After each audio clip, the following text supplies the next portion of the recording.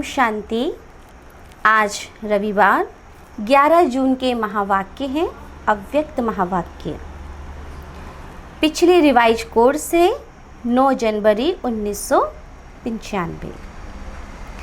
आज की मुरली के महावाक्य हैं विशेष, जो हम सभी सुनेंगे भी और साथ साथ धारण करने की पूरी कोशिश करेंगे। निश्चय बुद्धि की निशानियाँ, निश्चित विजयी और सदा निश्चिंत स्थिति का अनुभव।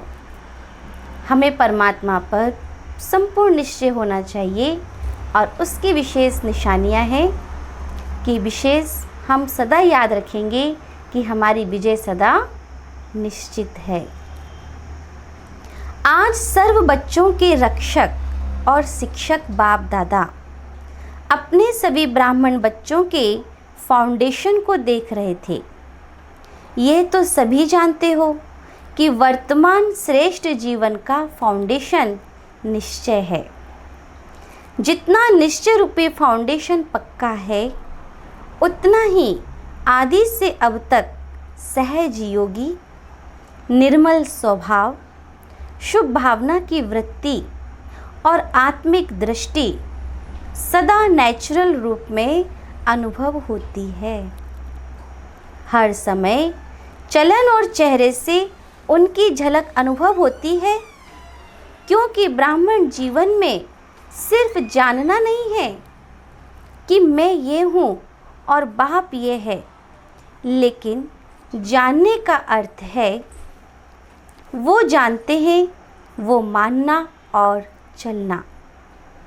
बाप दादा देख रहे थे कि जो भी बच्चे अपने को ब्राह्मण कहलाते हैं, वे सभी से फलक से कहते हैं। जो बाबा को अच्छे से जानते हैं तो क्या कहेंगे? हम निश्चय बुद्धि हैं। तो बाप दादा सभी निश्चय बुद्धि बच्चों से पूछते हैं, जब आप सभी कहते हो निश्चय बुद्धि विजयी है, तो कभी विजय और कभी हार क्यों होती है? जब कभी कभी थोड़ी हलचल होती तो क्या उस समय निश्चय खत्म हो जाता है? हम कहते तो हैं निश्चय बुद्धि है, लेकिन बाबा क्या कह रहे हैं? तो कभी हार कभी जीत क्यों होती है? जब निश्चय बुद्धि सदा हो तो विजय भी सदा हो। बीच बीच में घुटका और झुटका क्यों होता है? निश्चय का फाउंडेशन चारों ओर मजबूत है या चारों ओर के बजाय कभी एक और कभी दो और ढीले हो जाते हैं? कभी भी चीज़ को मजबूत किया जाता है तो क्या करना होता है? चारों ओर से टाइट किया जाता है। अगर एक साइड भी थोड़ा सा हलचल वाला हो तो हिलेगा ना। चारों ओर का निश्चय अर्थात अब बाबा बता रहे हैं कि चारों ओर का कौन कौन सा निश्चय चाहिए। तो चारों ओर का निश्चय अर्थात बाप में, आप में और ड्रामा में और ब्राह्मण परिवार में निश्चय। ये चारों ही तरफ के निश्चय को जानना नहीं, लेकिन मानकर चलना। अगर जानते हैं लेकिन चलते नहीं तो विजय डगमग होती है। जिस समय विजय हलचल में आती है तो चेक करना कि चारों तरफ से कौन सा हलचल में है। बाप दादा देखते हैं कई बच्चों को बाप में पूरा निश्चय है, इसमें पास है, लेकिन अपने आप में जो निश्चय चाहिए उसमें अंतर पड़ जाता है। बाबा में निश्चय है लेकिन अपने आप में निश्चय नहीं है। जानते भी हैं, कहते भी हैं मैं ये हूँ, लेकिन जो जानते हैं, मानते हैं, वो स्वरूप में, चलन में, कर्म में तो नहीं हो पाता। तो क्या हो जाता है? फिर उसमें अंतर पड़ जाता है। जानते हैं, मानते हैं, लेकिन दिखाई नहीं देता। एक तरफ तो सोचते हैं मैं मास्टर सर्वशक्तिवान हूँ, विश्व कल्याणकारी हूँ, दूसरी तरफ छोटी सी परिस्थिति पर विजय प्राप्त नहीं कर पाते। है तो मास्टर सर्वशक्तिवान, लेकिन परिस्थिति बहुत बड़ी है। ये बात ही ऐसी है। बच्चे क्या कहते हैं? परिस्थिति बड़ी है ना, इसीलिए हलचल में आ जाते हैं। तो एक तरफ तो क्या कहा कि मैं मास्टर सर्वशक्तिवान हूँ, और दूसरी तरफ हलचल में आ गए। तो मास्टर सर्वशक्तिवान तो कैसी भी परिस्थिति हो, लेकिन निश्चय नहीं छोड़ना है। सोचते हैं ना मैं विश्व कल्याणकारी हूँ, विश्व को तो छोड़ो, स्व कल्याण में भी कमज़ोर होते हैं। अगर उस समय उन्हें कहो क्या स्वयं को परिवर्तन कर स्व कल्याणकारी नहीं बन सकते, तो क्या कहते हैं? विश्व कल्याणकारी अर्थात स्व कल्याण तो बहुत मुश्किल हो जाता है, बात बदलना मुश्किल हो जाता है। तो विश्व कल्याणकारी कहेंगे या कमज़ोर, तो स्व में भी परिस्थिति प्रमाण, समय प्रमाण, संबंध संपर्क प्रमाण निश्चय स्वरूप में आए, ऐसी निश्चय बुद्धि की विजय हुई ही पड़ी है। जैसे सभी को ये पक्का निश्चय है कि मैं श्रेष्ठ आत्मा हूँ। इसके लिए कोई दुनिया के वैज्ञानिक भी आपको हिलाने की कोशिश करें कि आत्मा नहीं शरीर हो, तो मानेंगे नहीं, और क्या करेंगे? हम उनको मनवाएंगे कि नहीं, हम शरीर नहीं, हम आत्मा हैं। तो जैसे पक्का निश्चय है ना कि मैं शरीर नहीं हूँ, मैं आत्मा हूँ, और कौन सी आत्मा हूँ, ये भी पक्का निश्चय है। ऐसी निश्चय बुद्धि की विजय भी इतनी ही निश्चित है।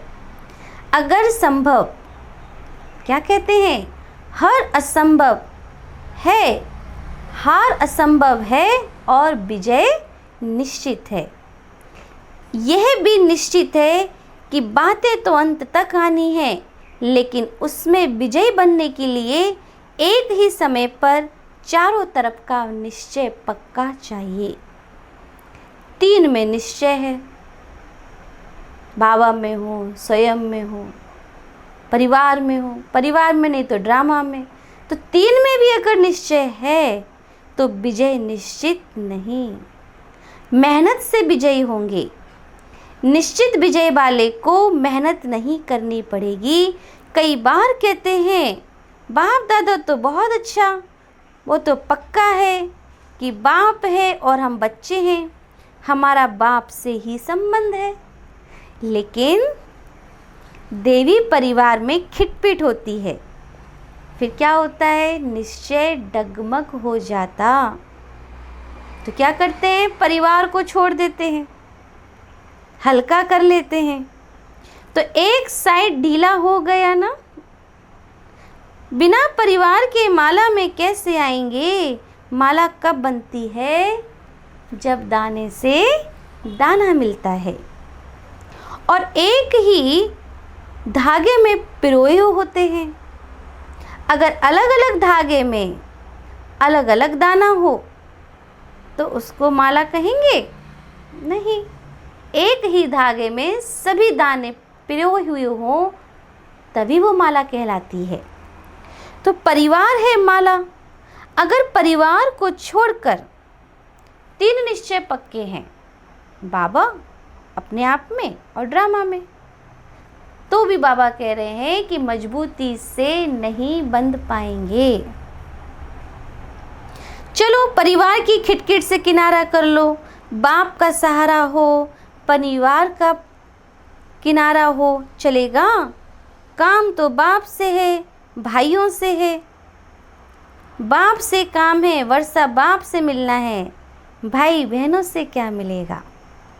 लेकिन ब्राह्मण जीवन में यही न्यारापन है कि धर्म और राज्य दोनों की स्थापना होती है, सिर्फ धर्म की नहीं। और धर्म पिताएं सिर्फ धर्म की स्थापना करते हैं। बाप की विशेषता है धर्म और राज्य की स्थापना करना। तो राज्य में एक राजा क्या करेगा? बहुत अच्छा तख्त भी हो, ताज भी हो, क्या करेगा? राजधानी भी तो चाहिए ना। तो राजधानी अर्थात ब्राह्मण परिवार सो राज परिवार। इसीलिए ब्राह्मण परिवार में भी क्या चाहिए? निश्चय बुद्धि। स्वयं में भी निश्चय अगर कमज़ोर होगा तो विजय निश्चित के बजाय हलचल में आ जाएगी। तो आज बाप दादा विशेष कह रहे हैं, यदि हमें विजय चाहिए तो हमें चारों तरफ से ही बांधना होगा। बाप दादा निश्चय के फाउंडेशन को चेक कर रहे थे तो क्या देखा? सदा 4 ही प्रकार का निश्चय एक समय पर साथ नहीं रहता, कभी रहता कभी हिलता। इसीलिए सदा विजय का अनुभव नहीं कर पाते। फिर सोचते हैं होना तो ये चाहिए, लेकिन पता नहीं क्यों नहीं हुआ। की तो बहुत मेहनत, सोचा भी बहुत अच्छा, लेकिन सोचना और होना इसमें अंतर पड़ जाता है। इसका अर्थ है निश्चय के चारों तरफ मजबूती नहीं। और हंसी की बात क्या है? ड्रामा भी कह रहे हैं, है तो ड्रामा, लेकिन अच्छी तरह से हिल भी रहे हैं। कभी संकल्प में हिल जाते हैं, कभी बोल तक हिल जाते हैं, और कभी तो कर्म तक भी गलत हो जाता है। उस समय क्या लगता होगा? दृश्य सामने लाओ। ड्रामा भी कह रहे हैं, हिल भी रहे हैं, लेकिन निश्चय बुद्धि की निशानी है निश्चित विजयी। उनकी विजय निश्चित है। अगर विधि ठीक है और सिद्धि प्राप्त ना हो, ये हो नहीं सकता। तो जब भी कोई कार्य में विजय प्राप्त नहीं होती तो समझो कि निश्चय की कमी है। चारों ओर चेक करो, एक और नहीं। और बात निश्चय बुद्धि की निशानी जैसे निश्चित विजयी, तो जहाँ निश्चय बुद्धि है, विजय भी निश्चित है, तो बुद्धि भी कैसी रहेगी? निश्चिंत बुद्धि होगी। कोई भी व्यर्थ चिंतन आ नहीं सकता। सिवाय शुभ चिंतन के व्यर्थ का नाम निशान नहीं होगा। ऐसे नहीं व्यर्थ आया और भगाया। निश्चय बुद्धि के व्यर्थ आ नहीं सकता। जो निश्चय बुद्धि है उनके आगे व्यर्थ आ नहीं सकता। क्यों, क्या, कैसे, सब व्यर्थ होता है। जब ड्रामा के राज को जानते हैं, आदि मध्य अंत को जानने वाले हैं, तो ड्रामा के आदि मध्य अंत को जो जानने वाले हैं, छोटी सी बात के आदि मध्य अंत को नहीं जानते। न जानने के कारण क्या, क्यों, कैसे, ऐसे, ये सब व्यर्थ संकल्प चलते हैं। अगर ड्रामा में अटल निश्चय है, नॉलेजफुल भी हैं, पावरफुल भी हैं, तो व्यर्थ संकल्प हिलाने की हिम्मत भी नहीं रख सकते। तो विशेष हमको अपने आप में, बाबा में, ड्रामा में और अपने ब्राह्मण परिवार में, चारों में ही संपूर्ण निश्चय होना चाहिए। तभी हमारी विजय निश्चित है और स्थिति भी हमारी निश्चिंत रहेगी। परंतु जब हिलते हैं तो सोचते हैं पता नहीं क्या हो गया, फिर बाप दादा हंसते हैं। ड्रामा के आदि मध्य अंत को जान लिया, 84 जन्म को भी जान लिया, लेकिन एक बात को नहीं जानते। बड़े होशियार हैं, होशियारी दिखाते हैं समय प्रति समय, कल्प वृक्ष के सभी पत्तों को जानते हो कि नहीं? सभी वृक्ष के फाउंडेशन में बैठे हो या 7 और 8 बैठे हैं? जड़ में बैठे वृक्ष को जानते हो, पत्ते पत्ते को जानते हो कि नहीं पता? तो निश्चय की निशानियाँ, निश्चिंत स्थिति, इसका अनुभव करो। होगा, नहीं होगा, क्या होगा, पता नहीं कैसे। तो निश्चय की निशानियाँ हैं निश्चिंत स्थिति, इसका अनुभव करो। होगा, नहीं होगा, क्या होगा, कर तो रहे हैं, ऐसे क्या होता है, क्या देखें, इसको निश्चिंत नहीं कहेंगे। और फिर बाप के आगे फरियाद करते हैं, बाबा आप मददगार हो ना, आप रक्षक हो ना, आप मेरे साथ हो ना, आप तो ये हो ना। फरियाद करना अर्थात अधिकार गंवाना। बाबा को याद दिलाते हैं फिर, बाबा आप हो ना साथ देने के लिए। अधिकारी फरियाद नहीं करेंगे तो निश्चय बुद्धि अर्थात निश्चिंत। तो ये प्रैक्टिकल निशानियां अपने आप में चेक करो, ऐसे अलवेले नहीं रह जाना। हम तो है ही निश्चय बुद्धि, मियाँ मिट्ठू नहीं बनना है। चेक करो कि वास्तव में हम निश्चय बुद्धि है या नहीं है। बहुत अच्छी बात है, और नहीं है तो पूरा पुरुषार्थ करो। कौन सा निश्चय कमजोर है, चेक करो और चेंज करो। सिर्फ चेक नहीं करना, बाप दादा ने कहा था ना, चेकर के साथ मेकर भी बनो। सिर्फ चेकर नहीं कि चेक तो कर लिया, अब उसको ठीक कौन करेगा। तो हमें चेकर भी बनना है और उसको ठीक करने वाले भी बनना है। चेक करने का अर्थ है सेकंड में चेंज होगा। चेक करो और चेंज नहीं करो तो बहुत काल से स्वयं में दिल से कष्ट के संस्कार पक्के होते जाएंगे, और बहुत काल के संस्कार वही अंत में अवश्य सामना करते रहेंगे। कोई सोचते हैं मैं अंत में बाबा के सिवाय कुछ नहीं सोचूंगा, लेकिन ऐसा हो नहीं सकता, क्योंकि हैबिट में तो क्या है, हार खाने की, तो अंत में भी हार हो जाएगी। इसलिए जो अभ्यास होगा वही अंत में काम आएगा। बहुत काल का अभ्यास चाहिए, नहीं तो एक सेकंड में सोचेंगे शिव बाबा शिव बाबा शिव बाबा, और दूसरे सेकंड माया कहेगी नहीं तुम्हारे में शक्ति नहीं है, तुम हो कमज़ोर, तो युद्ध चलती रहेगी। यदि निश्चिंत नहीं होंगे तो ब्राह्मण जीवन के अंत काल का जो लक्ष्य वर्णन करते हो वह सहज कैसे होगा। और अगर अंत तक ये व्यर्थ संकल्प होंगे तो वही भूतों के यमदूतों के रूप में आएंगे, और कोई यमदूत नहीं आते हैं तो व्यर्थ संकल्प, अपनी कमजोरियां यही यमदूत के रूप में आते हैं। यमदूत क्या करते हैं, डराते हैं, और दूसरों के लिए कहेंगे विमान में जाएंगे, अर्थात उड़ती कला से पार हो जाएंगे। कोई विमान आदि नहीं, लेकिन उड़ती कला का अनुभव है। इसीलिए पहले से चेक करो, चेंज करो। कब तक करेंगे? बाप दादा को खुश तो कर देते हैं, करेंगे प्रतिज्ञा भी लिख देते हैं, लेकिन वो कागज तक रहती है या जीवन तक? जो प्रतिज्ञा लिखते हैं कहाँ तक रहती है? अच्छा, आज मधुबन निवासियों का भी टर्न है। मधुबन वालों से तो विशेष बाप दादा का स्नेह है, बाबा की सेवा करते हैं, विशेष स्नेह है, लेकिन फिर भी थोड़ा सा विशेष मधुबन निवासियों से है, क्योंकि निमित्त है ना।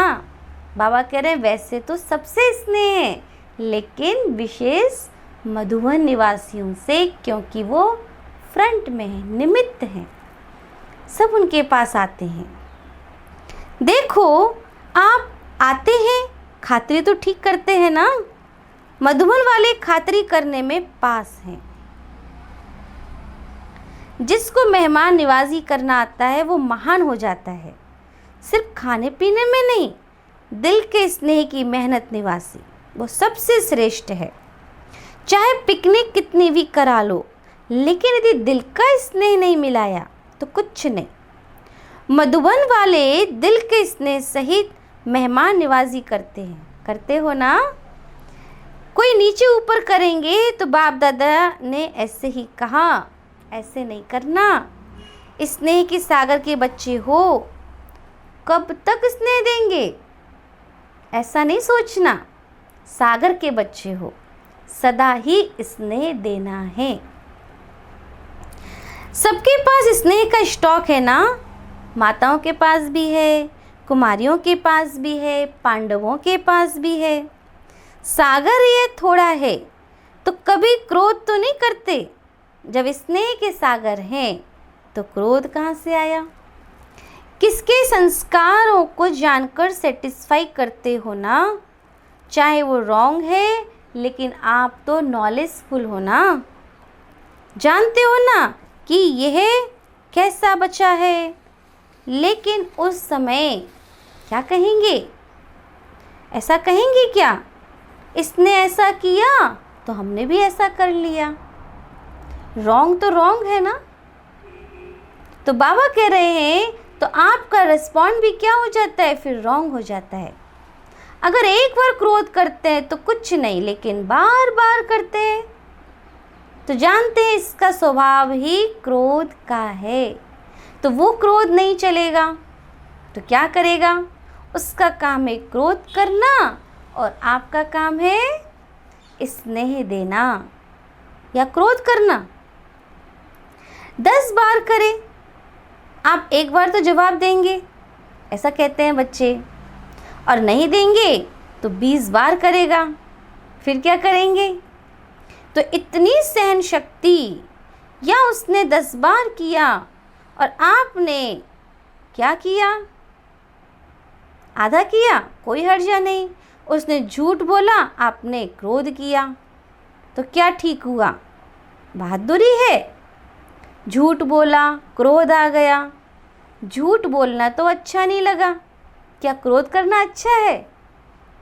तो स्नेह के सागर के मास्टर, स्नेह के सागर बाबा कितने अच्छे से समझा रहे हैं। हम दूसरों को गलत नहीं ठहरा सकते, चाहे सामने वाला कितनी बार भी क्रोध करे, लेकिन हमें तो स्नेह ही देना है।